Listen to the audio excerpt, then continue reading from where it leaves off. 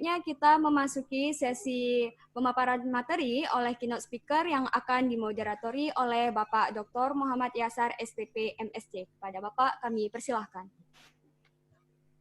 Baik,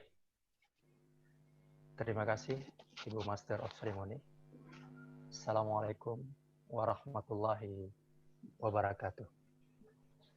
Waalaikumsalam. Sebelumnya kita cek dulu apakah kita sudah terhubung dengan Bapak Rektor. Kita sapa dulu. Assalamualaikum Pak Rektor.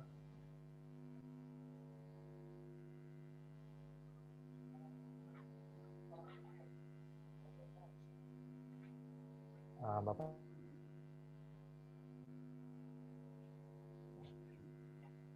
Halo Bapak Rektor, bisa dengar suara kami? Assalamualaikum Pak Rektor. Waalaikumsalam warahmatullahi wabarakatuh. Alhamdulillah kita sudah terhubung dengan keynote speaker kita. Baik, untuk 20 menit ke depan, saya akan coba memandu diskusi kita dengan pembicara kunci kita atau keynote speaker, yaitu Bapak Rektor Universitas Syah Kuala, Profesor Dr. Insinyur Samsul Rizal M.Eng. Tentunya kalau di Aceh, nyaris tidak ada yang tidak mengenal sosok Bapak kita yang satu ini, yang sukses mengantarkan Unsiah menjadi salah satu perguruan tinggi terkemuka di tanah air. Namun, disebabkan banyak para peserta yang juga berasal dari daerah yang lain, dari Nusantara Raya kita ini, maka sebagai pengantar suara kita, saya akan coba memperkenalkan profil singkat dari Prof. Samsul. Nama beliau Profesor Dr. Insinyur Samsul Rizal M.Eng. Biasa kita sapa dengan nama Pak Samsul. Ya, lebih kurang 2 minggu yang lalu beliau baru saja merayakan ulang tahunnya. Tepatnya pada tanggal 8 Agustus 1962. Beliau adalah kelahiran Aceh Timur. Nah, Pak Samsul Rizal ini menyelesaikan studi S1-nya di Teknik Mesin Unsiah pada tahun 1987. Kemudian berhasil meraih gelar Master of Engineering dari Toyohashi University of Technology Jepang pada tahun 1998. Dan di kampus yang sama, pada tahun 2001, beliau menyelesaikan program doktoralnya. Saudara-saudari sekalian, pada tahun 2018, Profesor Samsul mendapatkan penghargaan sebagai Academic Leader dari Kemenristek Dikti. Ya, beliau juga merupakan Toyohashi Goodwill Ambassador Jepang sejak 2001 sampai sekarang. Nah, salah satu prestasi besar beliau sebagai Rektor Unsiah hari ini adalah beliau berhasil membawa Unsiah yang dulunya berakreditasi C menjadi A pada tahun 2015, dan ini merupakan lompatan akreditasi yang menginspirasi beberapa universitas yang lain di Indonesia untuk belajar ke Unsiah. Bahkan Kemenristek Dikti menjadikan Unsiah sebagai rujukan bagi kampus lain yang ingin mempelajari akreditasi perguruan tinggi. Selain itu, di bawah kepemimpinan Prof. Samsul pula, Unsiah berhasil berubah status pengelolaannya dari perguruan tinggi satuan kerja menjadi perguruan tinggi dengan status pengelolaan Badan Layanan Umum atau BLU sejak Mei 2018. Nah, demikian secuil saja profil beliau yang dapat saya sampaikan mengingat waktu. Sebenarnya masih banyak lagi dari sisi kehidupan beliau yang perlu kita ketahui sebagai sumber inspirasi dan motivasi bagi kita semua. Baik, kepada Prof. Samsul, publik tahu dan mampu menilai bahwa selama pandemi COVID-19 ini, Unsiah termasuk salah satu perguruan tinggi yang begitu aktif memberikan kontribusinya dalam hal inovasi, terutama terkait pencegahan dan penanganan COVID-19 ini. Barangkali Prof. dapat menguraikan kembali secara rinci peranan Unsiah ini. Jadi kami persilakan kepada Bapak. Terima kasih Pak Yasar. Bismillahirrahmanirrahim. Assalamualaikum warahmatullahi wabarakatuh. Selamat pagi, salam sejahtera bagi kita semua. Alhamdulillah, puji syukur kita kepada Allah Subhanahu Wa Taala, di tengah COVID-19 kita bisa bertemu secara video conference pada pagi menjelang siang ini. Semoga Allah Subhanahu Wa Taala memberikan kita kesehatan, memberikan rahmat dan rahimnya Allah untuk kita semua, sehingga kita bisa hadir bersama untuk bangsa dan negara Indonesia. Dan juga kita berdoa selalu pada Allah Taala, semoga pandemi COVID-19 ini cepat berlalu dari Indonesia, dari seluruh dunia, sehingga kita bisa beraktivitas seperti sebelumnya. Sampai hari ini kita belum tahu apa dari dibalik dari COVID-19 yang sudah melanda dunia lebih dari 6 bulan ini. Tapi semua kita berprasangka baik kepada Allah SWT, karena ada sesuatu yang Allah hadirkan pada setiap ada pandemi di dunia ini.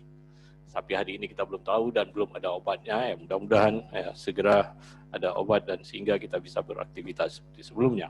Salawat dan salam kepada junjungan kita Nabi besar Muhammad SAW, keluarga dan sahabatnya yang telah membawa umat manusia ke dalam pengetahuan dan Islami seperti sekarang ini. Yang saya hormati Pak Dekan, Bapak Ibu semuanya, hadirin hadirat semuanya yang saya muliakan, peserta webinar pada pagi ini yang saya muliakan. Terima kasih banyak kepada panitia yang meminta kami untuk bisa memberikan sesuatu. Saya akan share apa? Oke. Ya. Oke. So, ya, terima kasih. Langsung lanjut atau bawa kemari, itunya biar saya yang itu. Oke. Apa kata kunci kita hari ini yaitu social innovation.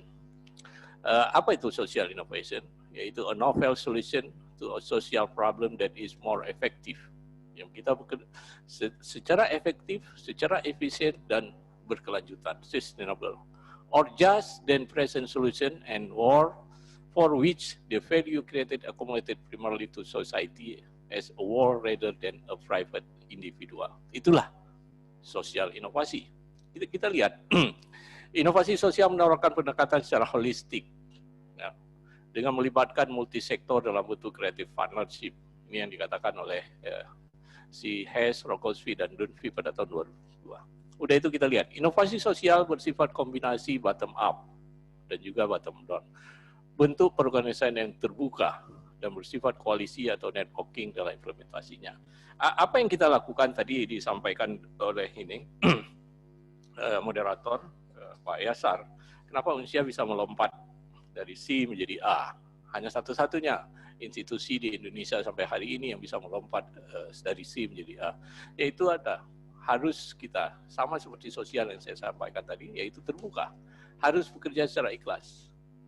Harus bekerja secara ikhlas, yang pertama. Yang kedua, kita harus jujur. Ini kita banyak yang tidak jujur. Kepada diri sendiri tidak jujur. Apalagi ke orang lain. Saya mengajak untuk kita jujur. Apapun, kritikan, silakan. Tapi Anda untuk bekerja secara ikhlas. Yang terakhir, kita bersama, sosial. Hari ini seperti social distancing. Kita nggak lakukan social distancing. Kita diminta untuk memakai masker, menjaga physical distancing, dan lain sebagainya. Kita tidak lakukan. Sehingga apa? Pandemi COVID-19 ya, terus merajalela di seluruh Indonesia yang termasuk Aceh. Kita lihat inovasi teknologi dan investasi sosial di masyarakat. Kita, kalau universitas adalah pusat riset, ya, ilmu pengetahuan didapat di perguruan tinggi. Perubahan-perubahan dari sebuah riset di perguruan tinggi atau nanti di pusat-pusat riset yang dibuat oleh negara atau yang dibuat oleh pihak-pihak swasta. Kita lihat hari ini, kita pusat riset, ya, pabrik-pabrik obat yang memproduksi obat berlomba-lomba untuk mendapatkan vaksin, melakukan lompatan-lompatan sehingga untuk mendapatkan vaksin. Tapi sampai hari ini belum dijual secara bebas vaksin untuk COVID-19. Ya, manusia itu akan ada ide kreatif dan inovatif apabila dia ada masalah. Kita lihat kemarin, begitu bermasalah dengan COVID-19, hampir semua perguruan tinggi melakukan lompatan-lompatan yang kreatif dan inovatif. Semua perguruan tinggi di Indonesia. Ya, misalkan hari ini kita, walaupun mungkin pakai Zoom punya orang, ya, Tapi Indonesia punya iCloud. Ya, walaupun juga atas kerjasama dengan partner Zoom. Ya, ini lompatan ini kan tidak pernah kita bayangkan sebelumnya. Di balik yang saya katakan tadi, pandemi COVID-19, apa di balik itu yang Allah akan berikan kepada manusia? Banyak hal nantinya yang akan lompatan-lompatan teknologi dan lompatan perubahan sosial di masyarakat.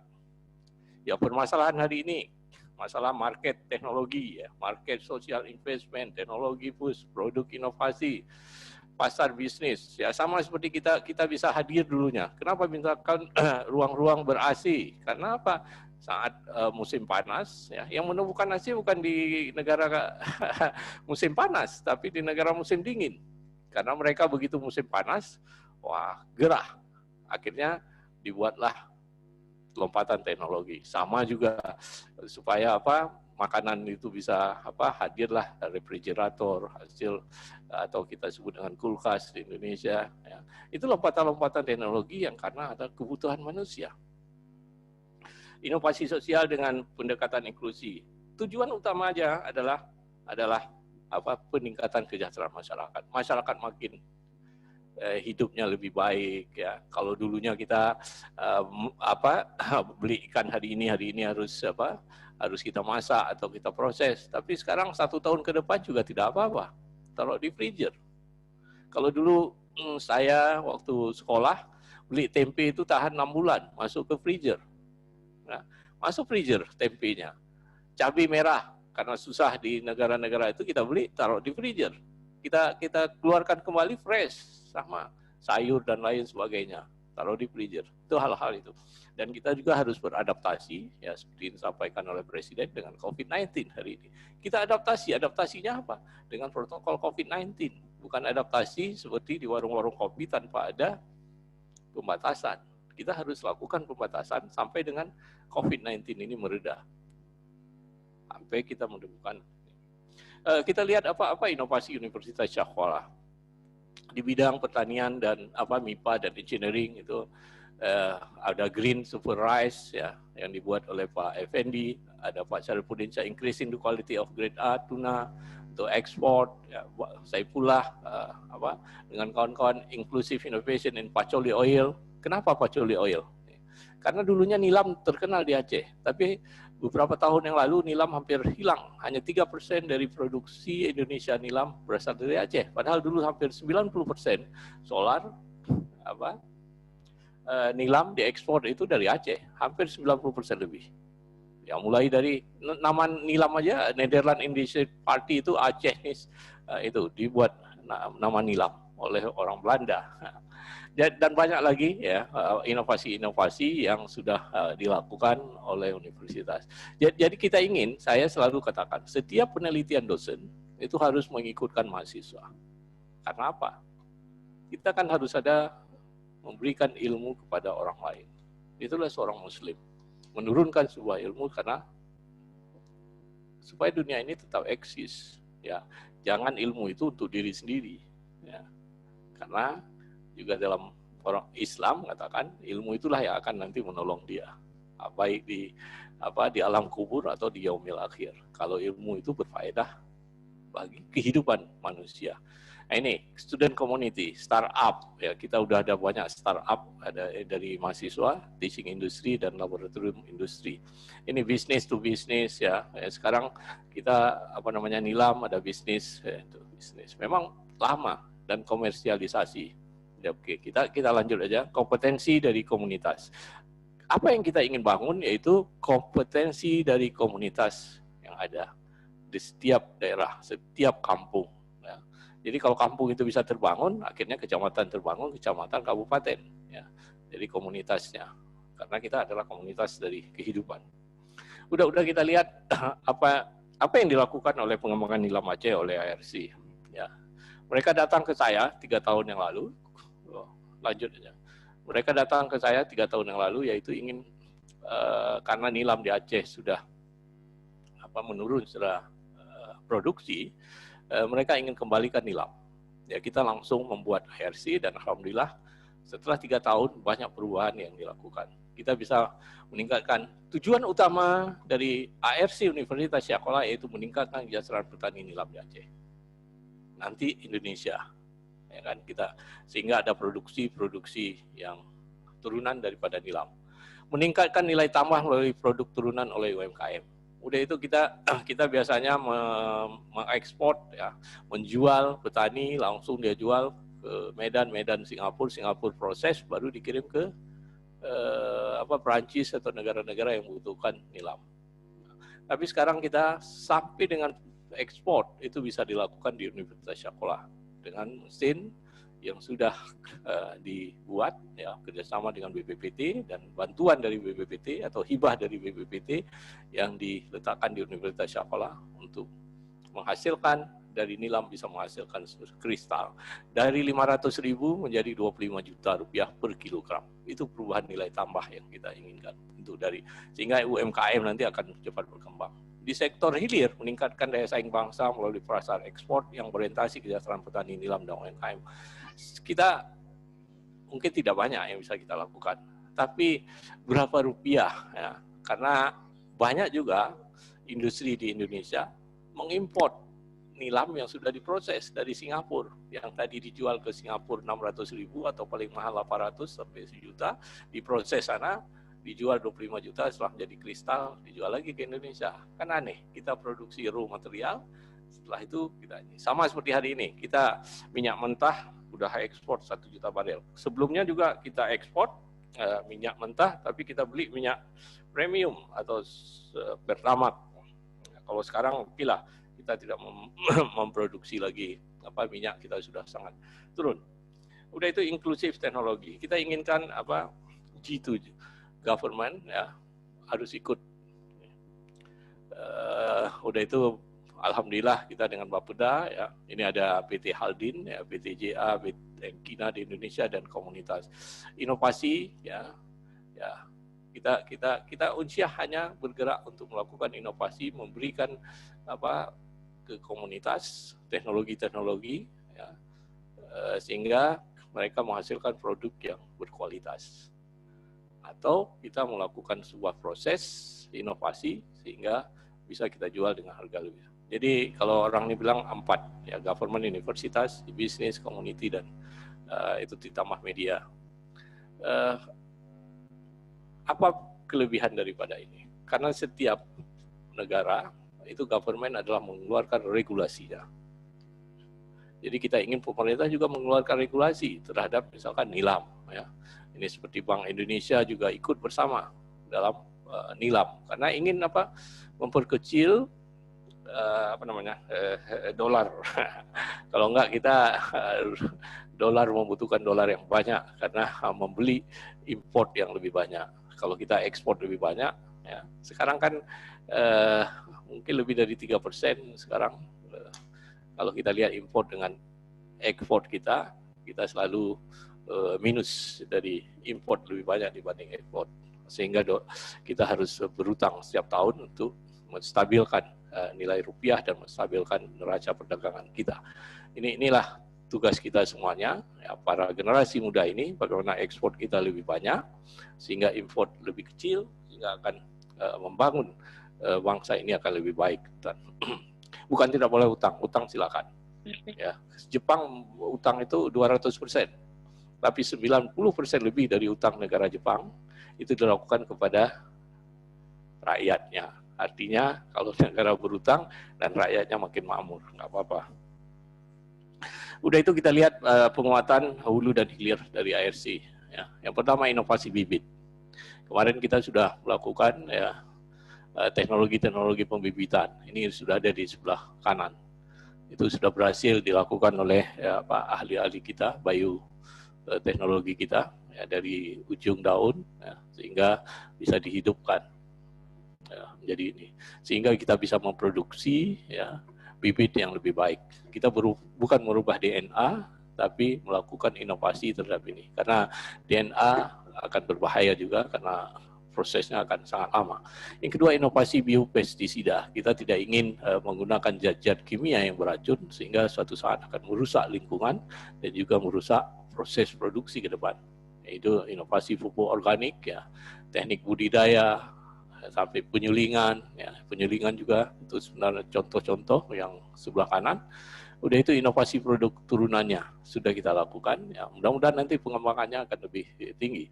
Kenapa mungkin hari ini Bapak Ibu lihat kenapa Prancis itu menjadi produksi utama dari seluruh minyak wangi di dunia?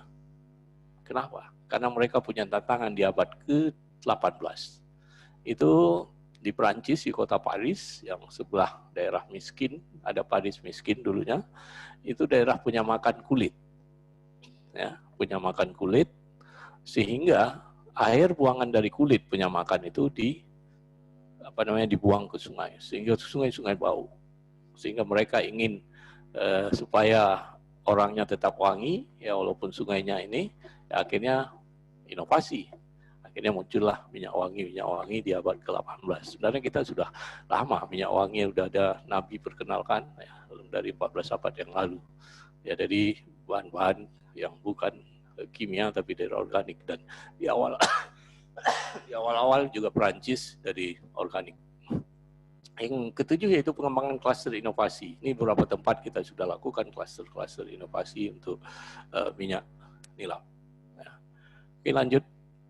Oke, ini dia inovasi produk turunan dari minyak nilam yang sudah kita lakukan, yaitu kunjungan Bapak Menteri Ristek, ya, dan juga Kepala BPPT, ya, dan sebelah kanan ini yang inovasi yang dilakukan oleh BPPT untuk proses produksi destilasi sampai menghasilkan kristal dari minyak nilam.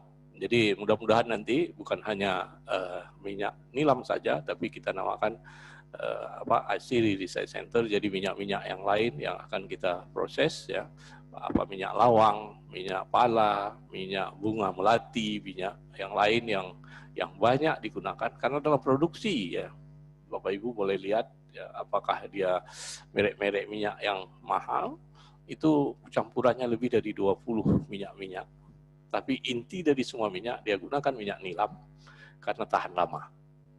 Di dalam minyak nilam itu bisa bertahan sampai 12 jam. Sehingga wanginya terus-menerus sampai 12 jam. Makanya ada, kalau eau de toilet itu paling-paling tahan 3 jam, 4 jam, sehingga harus disemprot lagi. Kalau eau de parfum, ya bisa tahan lebih dari 12 jam. Ini prosesnya yang sudah kita lakukan, turunan-turunannya, yang mudah-mudahan ini bisa kita berikan ke masyarakat dan juga nanti banyak pengusaha muda kita, baik dari Unsyah atau dari tempat lain, yaitu akan mengembangkan turunan dari minyak nilam atau Adsiri Research Center, Adsiri, minyak-minyak Adsiri yang lain, menghasilkan produk-produk, berbagai macam produk yang mudah-mudahan juga ini seperti kita menggunakan hand sanitizer dengan bau minyak nilam wangi. Jadi harganya juga murah, ada dilakukan oleh Universitas Syarqah.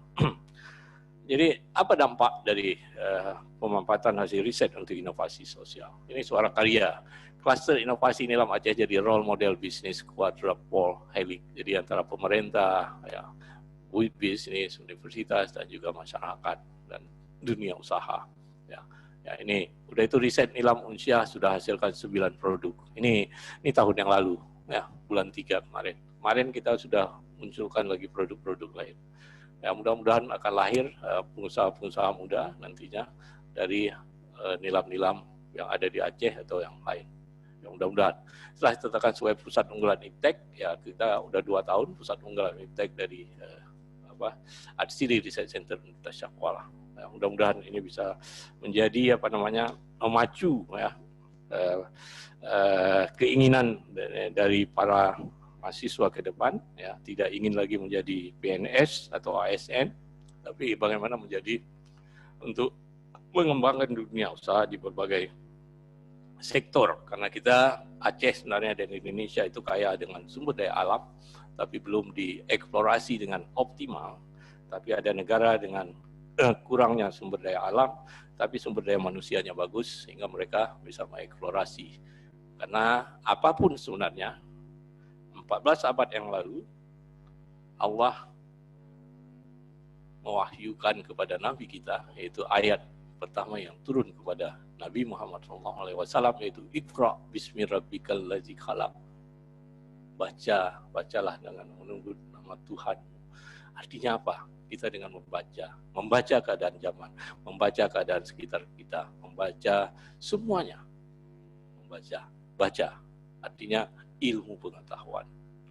Itulah yang akan membuat manusia ini lebih baik. Dan Allah tidak pernah mengatakan hanya di dunia ini kalau mau menembus langit silakan, tapi dengan ilmu pengetahuan. Artinya ilmu pengetahuan adalah sangat penting. Dan orang berilmu pasti akan lebih tunduk lagi kepada Allah SWT dengan melihat dunia ini yang antara Bima Sakti dengan Bima Sakti yang lain, antara satu bintang dengan bintang yang lain jaraknya puluhan tahun cahaya, ribuan tahun cahaya, sehingga kekuasaan Allah akan makin, orang-orang berilmu itu makin percaya adanya yang maha kuasa. Inilah Allah tunjukkan.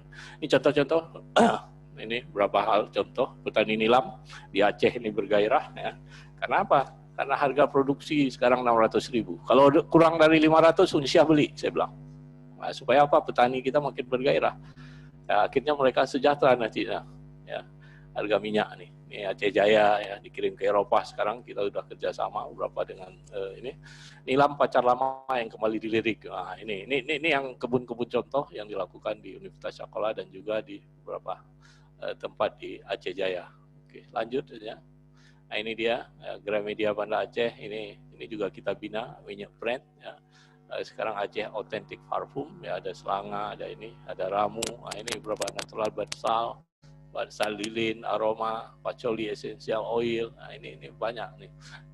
Nilam, Tokopedia. Ya, mudah-mudahan nanti banyak yang bisa kita produksi ya. Ini hanya satu contoh dari nilam. Padahal ada lain lagi yang harus kita kembangkan bersama. Lanjut aja. Ini dia Geci Kreatif Aceh Utara, racik minyak nilam jadi parfum Mangat Bay. Nah, ini Pak Geci nih. Ya, mudah-mudahan nanti ya. Udah itu ini dia di bawah dengan kopi Pui Nilam Aceh ini. Jadi badsal itu dengan kopi, bau kopi ya, hand washer ya.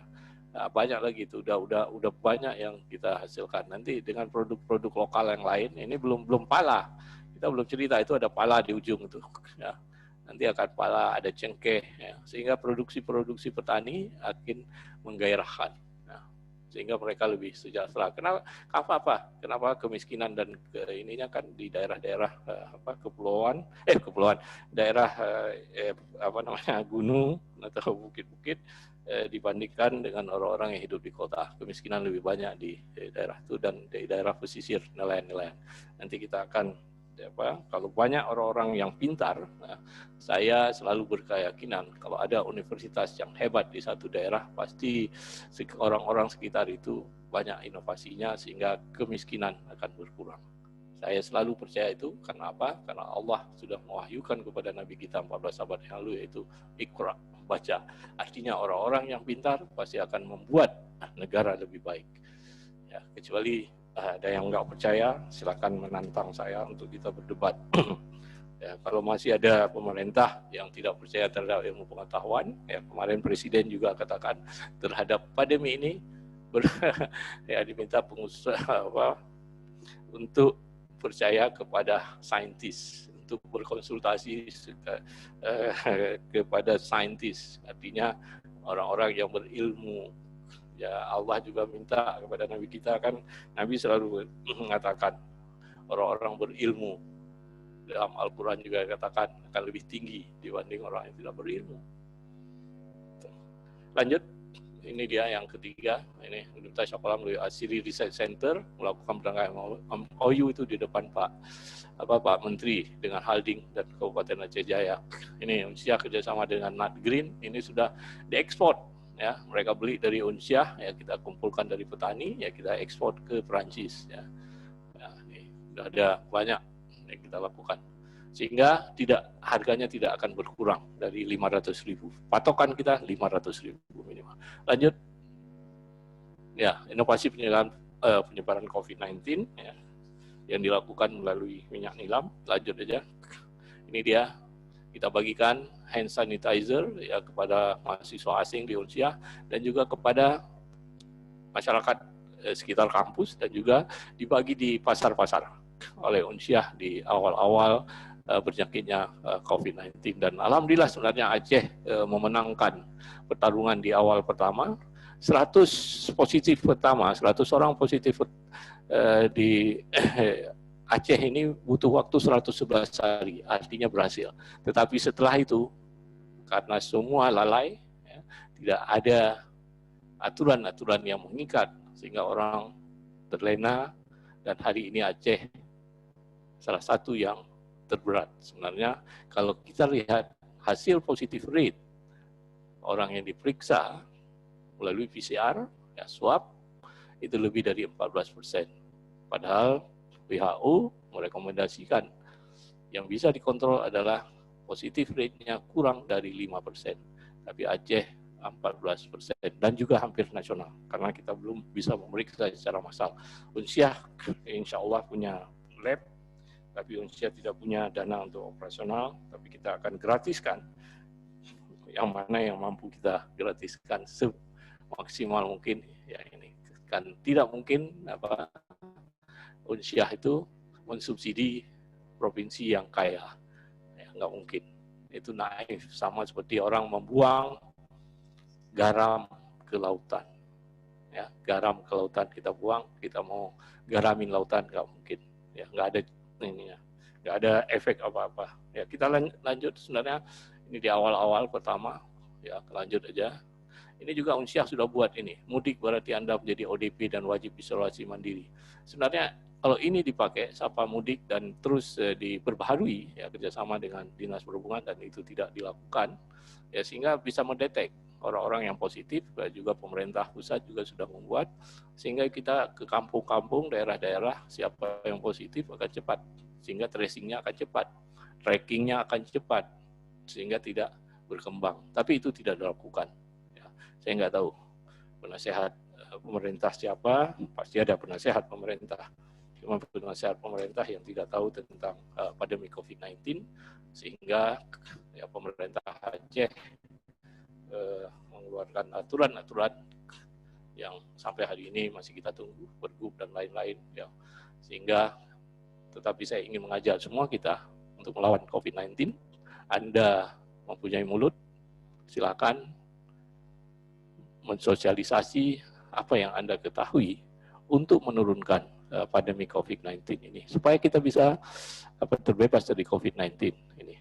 Dan juga tadi seperti yang saya sampaikan, ya semuanya, ya mudah-mudahan inovasi kita, ya hari ini misalkan di tengah COVID-19, apa yang harus kita lakukan?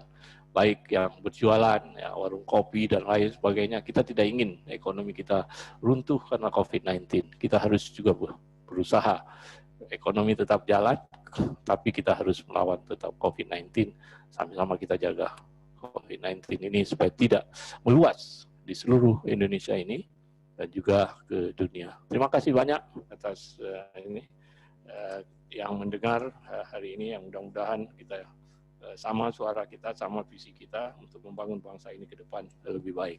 Terima kasih. Assalamualaikum warahmatullahi wabarakatuh. Wabarakatuh. Terima kasih kita ucapkan kepada Bapak Rektor atas presentasi yang baru disampaikan tadi terkait capaian-capaian yang dilakukan Unsyah selama musim pandemi ini. Kalau kita lihat dari uraian yang disampaikan Pak Rektor, sangat banyak sekali inovasi yang dihasilkan oleh Unsyah, ya. Jadi hampir tidak mampu kita catat satu persatu, tapi intinya tadi semua nanti bahannya akan kita share kepada seluruh peserta.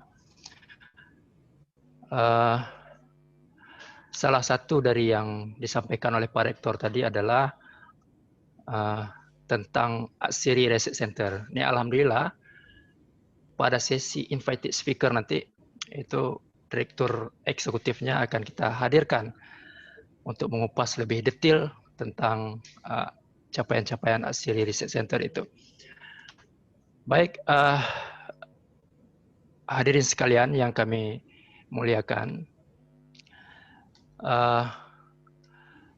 selanjutnya kita akan masuk kepada sesi penyerahan Inovasi Teknologi Award yang akan saya bacakan keputusannya sebentar lagi.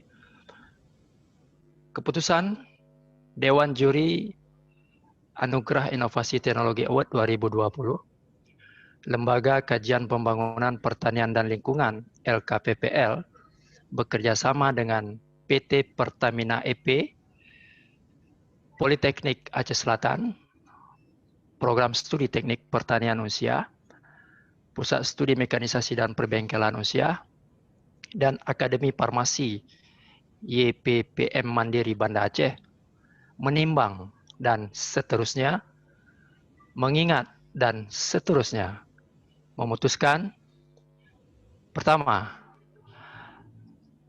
nama Profesor Dr. Insinyur Samsul Rizal M.Eng, jabatan sekarang adalah Rektor Universitas Syah Kuala. Dengan rahmat dan karunia Allah, kami menganugerahkan Inovasi Teknologi Award 2020 untuk kategori Pemimpin Peduli COVID-19 atas segala dedikasinya, kiprahnya bersama Unsyah dalam membantu pemerintah dan masyarakat menghadapi COVID-19.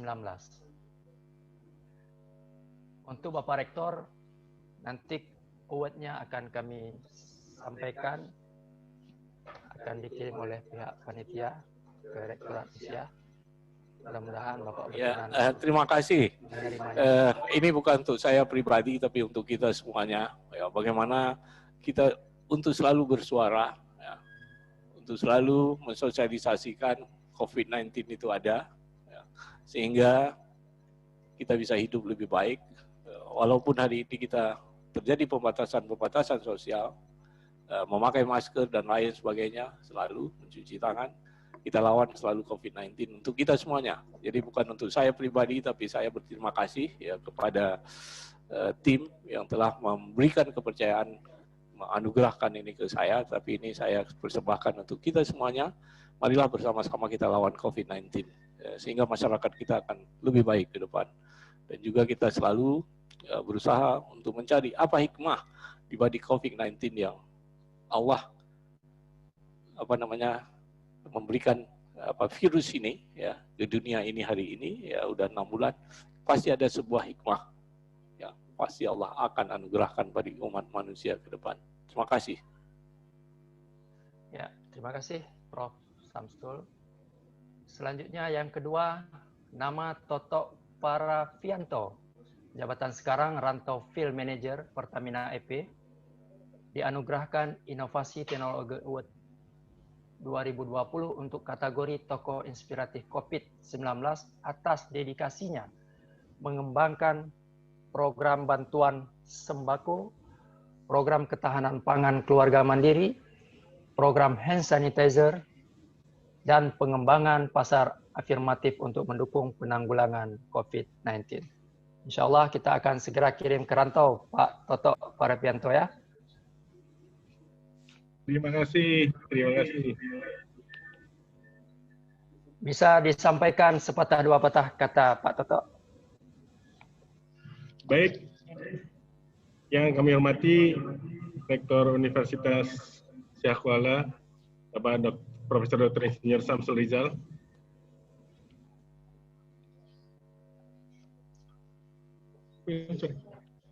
Yang kami hormati Bapak Dekan Fakultas Pertanian Profesor Dr. Insinyur Samadi, kemudian Bapak VP Legal and Relation PP, Bapak Khalid, Bapak Hermansyah, Public Relation Manager PEP, dan seluruh hadirin yang ada. Sebelumnya kami ucapkan terima kasih atas apresiasi yang telah diberikan kepada kami. Sesuai dengan komitmen perusahaan, kami mencoba untuk tetap bekerjasama dengan seluruh pihak dalam menghadapi pandemi ini. Juga kami utamakan untuk optimalisasi program CSR agar kami tetap bisa hadir memberdayakan kelangsungan usaha masyarakat, binaan melalui pasar afirmatif dan pengembangan usaha mendukung penanggulangan dampak dari pandemi COVID-19 ini.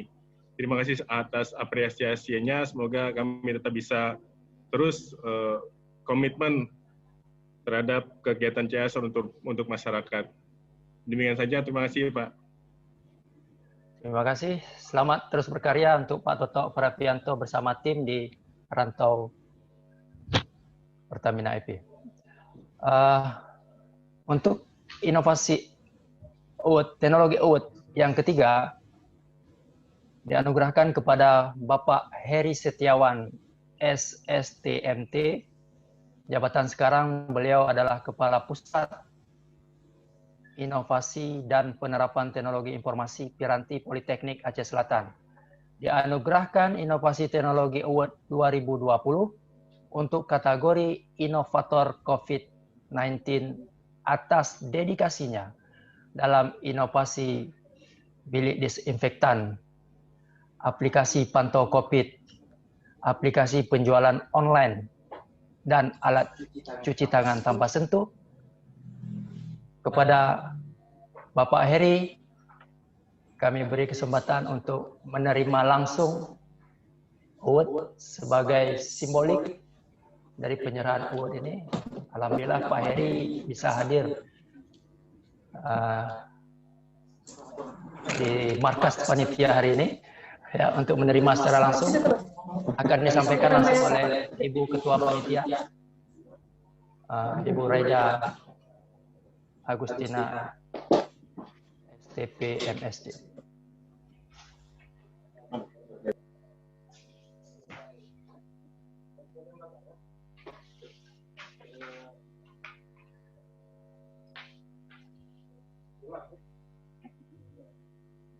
Pencahayaannya agak kurang ini ya. Intinya mohon diterima, mungkin sepatah dua patah kata dari Pak Heri.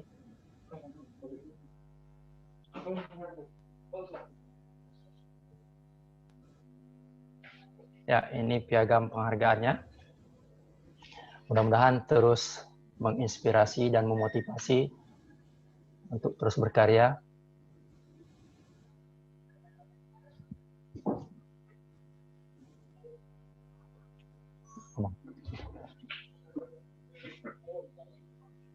Baik, kita dengarkan sepatah dua patah kata dari Pak Heri Setiawan SSTMT.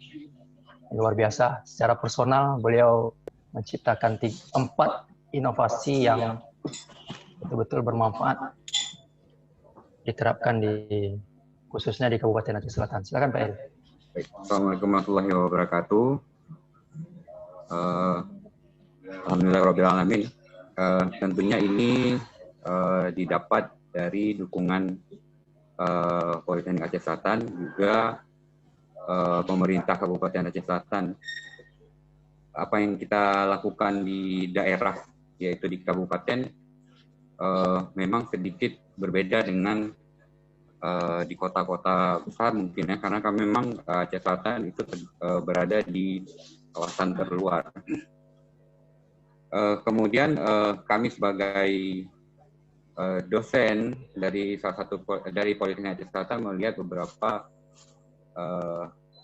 yang bisa dilakukan untuk membantu penanggulangan bencana, seperti penggunaan bilik disinfektan, kemudian aplikasi pantau COVID yang berbasis Android ya. Mungkin bisa saya jelaskan sedikit tentang bagaimana cara kerja aplikasinya. Nah, kita tahu bahwa memang ada pembatasan pergerakan ya untuk masuk ke daerah tertentu, sehingga kita buat sebuah sistem informasi untuk membantu pemerintah, khususnya gugus dalam pemantauan ODP atau pelaku perjalanan ya, yang masuk ke daerah tertentu. Jadi kita buatkan sebuah sistem informasinya yang bernama COVID-19. Kemudian setelah itu juga kita melakukan beberapa upaya untuk sesuai dengan arahan pemerintah, seperti contactless ekonomi, di mana kita membuat sebuah sistem dengan kearifan lokal ya. Kita beri nama dengan Mengkat, di mana Mengkat itu memang yang artinya berjualan dalam bahasa Indonesianya. Nah, itu juga kita lakukan untuk mendukung contactless ekonomi, sehingga masyarakat tetap berada di rumah dan kita akan membantu dalam pemenuhan kebutuhan sehari-harinya.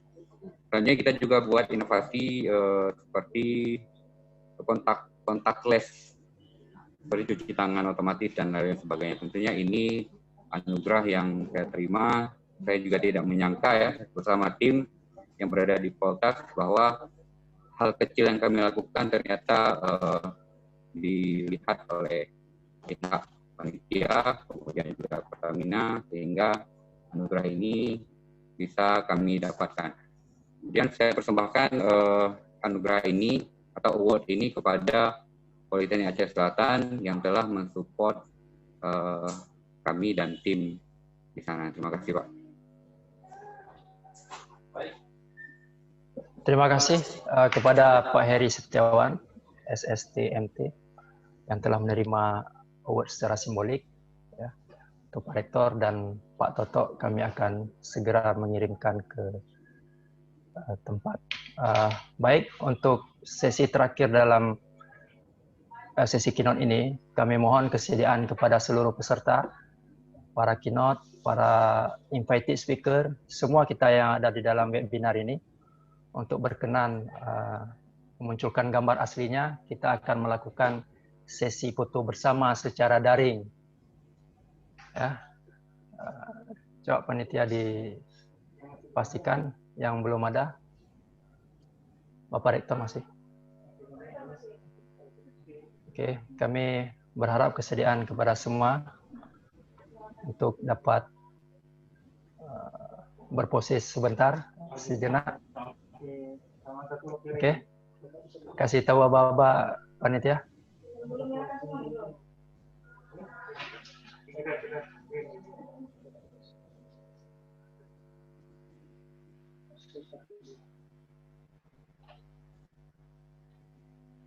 Dah. 1, 2, 3. Angkat tangan biar nampak. Siap-siap Bapak Ibu. Oke. Bagus. 1, 2, 3. Salam 3, 1. Oke, masih belum.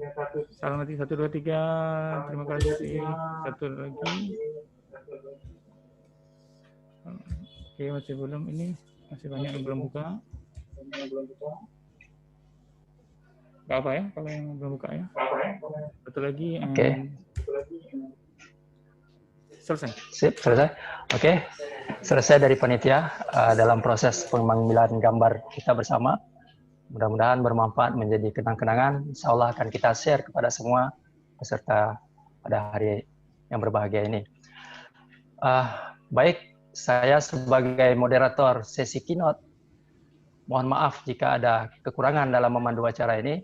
Selanjutnya kami kembalikan ke panitia untuk melanjutkan sesi-sesi berikutnya. Ya, sebagai informasi, ada sesi invited speaker, ada sesi